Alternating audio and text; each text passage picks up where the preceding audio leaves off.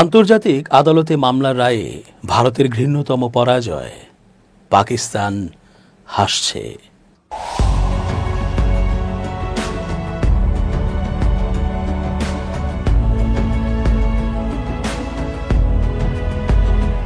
আসসালামু আলাইকুম প্রিয় দর্শক, আমন্ত্রণ আজকের আলোচনায় চেঞ্জ টিভির আন্তর্জাতিক চোখ অনুষ্ঠানে এস জে রতন স্বাগত জানাচ্ছি।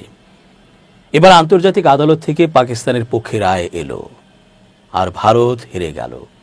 এখন ভারত কি বলবে? চাপা দিয়ে বেশিক্ষণ টেকা যায় না, লাগে বুদ্ধি, জ্ঞান ও কূটনৈতিক অভিজ্ঞতা।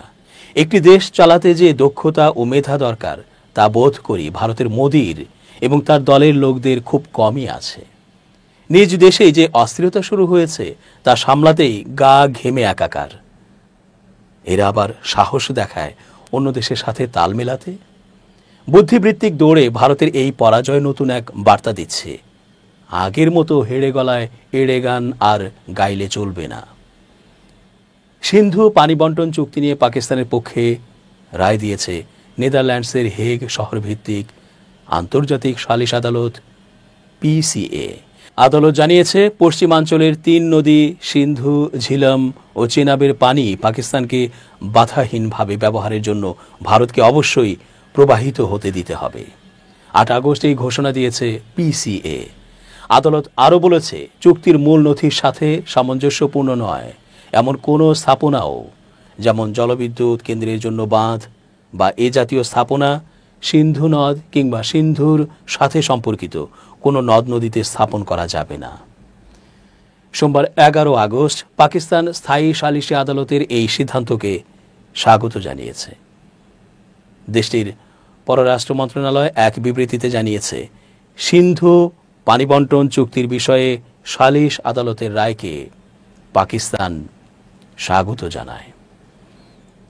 গত এপ্রিলে ভারত অধিকৃত কাশ্মীরের পেহেলগামে এক হামলায় 26 জন নিহত হওয়ার ঘটনায় নয়াদিল্লি পাকিস্তানকে দায়ী করে এবং তাৎক্ষণিক প্রতিক্রিয়ায় সিন্ধু পানি বন্টন চুক্তি স্থগিত করে। পাকিস্তান এই অভিযোগ প্রত্যাখ্যান করে জানায়, একতরফাভাবে চুক্তি স্থগিত করার যে কোনো প্রচেষ্টা যুদ্ধ ঘোষণার শামিল বলে বিবেচিত হবে। সম্প্রতি এই রায়ের আগে পাকিস্তান ও ভারতের মধ্যে উত্তপ্ত বাক্য বিনিময় হয়েছে।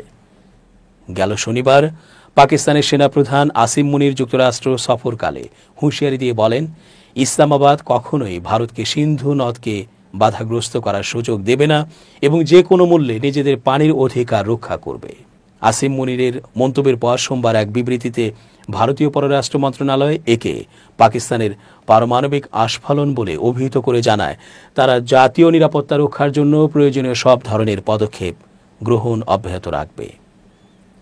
সিন্ধু পানি চুক্তি স্থগিত থাকায় ভারতের বিরুদ্ধে যুদ্ধের হুঁশিয়ারি দিয়েছেন পাকিস্তানের সাবেক পররাষ্ট্রমন্ত্রী বিলাওয়াল ভুট্টো জারদারি। আর বিলাওয়ালের এই মন্তব্যের কড়া প্রতিক্রিয়া জানিয়েছেন ভারতীয় অভিনেতা ও বিজেপি নেতা মিঠুন চক্রবর্তী। মঙ্গলবার 12 আগস্ট হিন্দুস্তান টাইমস জানায়, মিঠুন চক্রবর্তী বিলাওয়াল ভুট্টো জারদারিকে পাকিস্তানে প্রস্রাব করার ভয় দেখিয়েছেন। তিনি বলেছেন, একটি বাঁধ বানিয়ে সেখানে 140 কোটি ভারতীয় মূত্র ত্যাগ করবেন, তারপর সেই বাঁধের গেট খুলে দেয়া হবে। সাংবাদিকদের প্রশ্নের জবাবে মিঠুন বলেন, পাকিস্তানের সাধারণ মানুষের বিরুদ্ধে আমার কিছু বলার নেই। তারা ভালো মানুষ, তারা যুদ্ধ চান না। তবে সে অর্থাৎ বিলাওয়াল ভুট্টো যদি এমন মন্তব্য করতে থাকে এবং আমাদের মাথা গরম হয়ে যায়, তাহলে আরও একটি ব্রহ্মস উড়ে যাবে সেখানে। আর না হলে আমরা এমন একটি বাঁধ তৈরির কথাও ভেবেছি যেখানে 140 কোটি ভারতীয় মানুষ প্রস্রাব করবে। এরপর আমরা বাঁধটি খুলব এবং একটি সুনামি ঘটবে। পাকিস্তানের সেনাপ্রধান ফিল্ড মার্শাল আসিম মুনিরের নতুন করে পরমাণু হামলার হুমকি দেয়া নিয়ে এ কথাগুলো শোনা যাচ্ছে। আর এর একদিন পরই পাকিস্তানের সাবেক মন্ত্রী বিলাওয়াল ভুট্টো জারদারি ভারতের বিরুদ্ধে আরও এক দফা যুদ্ধের হুমকি দেন। সিন্ধু প্রদেশের সরকারের সংস্কৃতি বিভাগ আয়োজিত এক অনুষ্ঠানে বক্তব্য রাখতে গিয়ে বিলাওয়াল ভুট্টো বলেন, সিন্ধু নদের পানি পাকিস্তানে আসতে বাধা দিলে দেশটির ইতিহাস, সংস্কৃতি ও সভ্যতার ওপর হামলা হবে। এপ্রিল পেহেলগামে সন্ত্রাসী হামলায় ২৬ জন নিহত হওয়ার পরপরই ভারত ১৯৬০ সালের এই সিন্ধু চুক্তি স্থগিত করে দেয়। দেশটির স্বরাষ্ট্রমন্ত্রী অমিত শাহ সম্প্রতি ঘোষণা করেছেন যে ভারত এই ঐতিহাসিক চুক্তি পুনরায় চালু করবে না। বিলওয়াল বলেন, ভারতের প্রধানমন্ত্রী নরেন্দ্র মোদী যদি সিন্ধু নদে হামলার ঘোষণা করেন তাহলে তিনি আমাদের ইতিহাস, সংস্কৃতি ও সভ্যতার ওপর আঘাত হানবেন। পেহেলগাম হামলা নিয়ে ভারত ও পাকিস্তানের মধ্যে সংঘাতের পর ২ মাসে দ্বিতীয়বার যুক্তরাষ্ট্র সফরে গেছেন পাকিস্তানের সেনাপ্রধান আসিম মনির। যুক্তরাষ্ট্র সফরকালে তার একটি মন্তব্য নিয়ে সম্প্রতি ২ দেশের মধ্যে বাঘ যুদ্ধ শুরু হয়েছে। বার্তা সংস্থা রয়টার্স জানিয়েছে, ভারতীয় মিডিয়ায় প্রকাশিত খবর অনুযায়ী ফ্লোরিডায় শিল্পপতি আদনান আসাদের দেয়া নৈশভোজে মুনির বলেছেন, আমরা পরমাণু শক্তিধর দেশ। আমাদের যদি মনে হয় আমরা ধ্বংস হয়ে যাচ্ছি তাহলে অর্ধেক পৃথিবীকে নিয়ে ধ্বংস হব। পাকিস্তানের পররাষ্ট্র মন্ত্রণালয় পরে মুনিরের ভাষণের কিছু অংশ প্রকাশ করে, সেখানে পরমাণু শক্তিধর কথাটি উল্লেখ নেই। ভারতের পররাষ্ট্র মন্ত্রণালয়ের মুখপাত্র রণধীর জয়সওয়াল সামাজিক যোগাযোগ মাধ্যম এক্সে একটি বিবৃতি প্রকাশ করেছেন। সেখানে বলা হয়েছে, যুক্তরাষ্ট্র সফররত পাকিস্তানের সেনাপ্রধান আসিম মুনিরের একটি বিবৃতি দেখেছি। পরমাণু শক্তি নিয়ে হইচই করাই হল পাকিস্তানের চালিকা শক্তি। পাকিস্তানের সেনাপ্রধানের দায়িত্বজ্ঞানহীন মন্তব্য নিয়ে আন্তর্জাতিক সম্প্রদায় নিজেদের সিদ্ধান্তে আসতে পারে, কিন্তু একটি দেশের পারমাণবিক কমান্ড ও কন্ট্রোল নিয়ে যে সংশয় ছিল তা আরও জোরালো হচ্ছে এবং এই দেশের সেনা সন্ত্রাসবাদীদের সাথে হাতে হাত মিলিয়ে চলে। বিবৃতিতে আরও বলা হয়েছে, আরও দুঃখজনক বিষয় হল বন্ধু তৃতীয় দেশের মাটিতে দাঁড়িয়ে মুনির এই কথা বলেছেন। ভারত ইতোমধ্যেই স্পষ্ট করে দিয়েছে তারা কোনো পরমাণু ব্ল্যাকমেইলের কাছে নতি স্বীকার করবে না।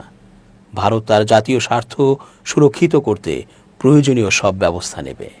ভারতের এই বিবৃতির পর পাকিস্তানের পররাষ্ট্র মন্ত্রণালয় এক্সে একটি বিবৃতি প্রকাশ করে। সেখানে বলা হয়েছে, ভারতের পররাষ্ট্র মন্ত্রণালয় যে অপরিণত মন্তব্য করেছে তা পাকিস্তান কড়াভাবে খারিজ করে দিচ্ছে। ভারত অপ্রাসঙ্গিকভাবে বিবৃতি ও তথ্য বিকৃত করেছে। ভারত একটা পরমাণু ব্ল্যাকমেইলের ন্যারেটিভ তৈরি করেছে যা বিভ্রান্তিকর। ভারত ভিত্তিহীন ও অযৌক্তিক অভিযোগ করছে। বিবৃতিতে বলা হয়েছে, পাকিস্তান দায়িত্বশীল পরমাণু শক্তিধর দেশ এবং তাদের পরমাণু কমান্ড ও কন্ট্রোল অসামরিক সরকারের কাছে আছে। তারা এই বিষয়ে সবসময় শৃঙ্খলা ও সংযম দেখিয়েছে। বিবৃতিতে আরও বলা হয়েছে, পাকিস্তান সন্ত্রাসবাদ বিরোধী যে পদক্ষেপ নিয়েছে গোটা বিশ্ব তা স্বীকার করেছে।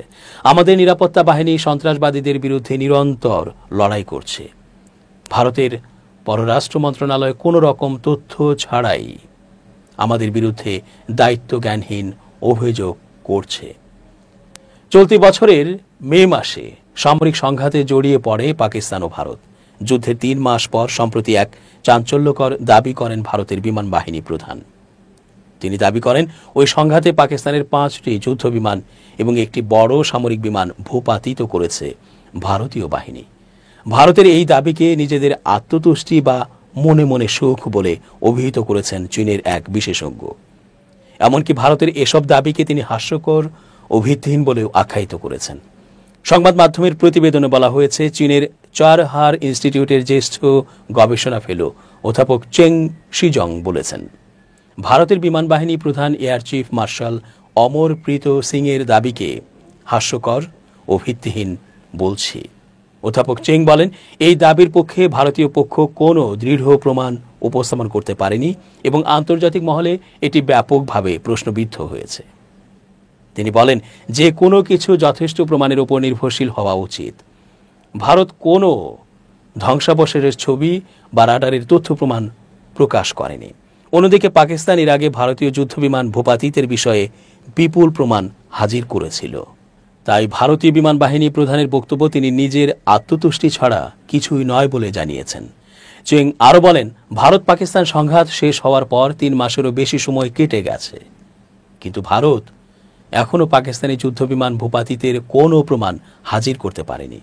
বিপরীতে সংঘাত শেষে ভারতের যুদ্ধবিমান ধ্বংসের বিষয়ে পাকিস্তান তাৎক্ষণিকভাবে আন্তর্জাতিক গণমাধ্যমের কাছে বিস্তারিত প্রযুক্তিগত প্রতিবেদন প্রকাশ করেছিল। তিনি জানান, বিশ্বনেতা, ভারতের জ্যেষ্ঠ রাজনীতিবিদ এবং বিদেশি গোয়েন্দা সংস্থার মূল্যায়নেও নিশ্চিত হয়েছে ভারত একাধিক বিমান হারিয়ে বড় ক্ষতির মুখে পড়েছিল। অধ্যাপক চেংয়ের মতে বাস্তবতা হল, ভারতের হামলায় কোনো পাকিস্তানি যুদ্ধবিমান ক্ষতিগ্রস্ত বা ধ্বংস হয়নি, বরং পাকিস্তানি 6টি ভারতীয় যুদ্ধবিমান ভূপাতিত করেছে এবং S-400 আকাশ প্রতিরক্ষা ব্যবস্থা ধ্বংসসহ অন্যান্য সাফল্য অর্জন করেছে। ভারতের মূর্খের মতো করে অযাচিত নিউজ ও প্রোপাগান্ডা বারবার প্রমাণিত হয়েছে। ফলে ভারতের দিক থেকে মুখ ফিরিয়ে নিচ্ছে আন্তর্জাতিক মহল। তারা দেশটিকে নিয়ে হয়তো নানা সম্ভাবনার বিষয় দেখেছিল, কিন্তু মোদির নেতৃত্বে মৌলবাদী এক সরকারের কাছ থেকে এর চেয়ে বেশি কিছু আশা করতে চায় না তারা। তাই তো এখন আইনি প্রক্রিয়াতেও তারা আন্তর্জাতিক বলয়ে চরমভাবে হেরে যাচ্ছে। দর্শক, আজ এই পর্যন্তই। আল্লাহ সহায় হন। changeTV.press, এক ফোঁটা হলুদ নেই।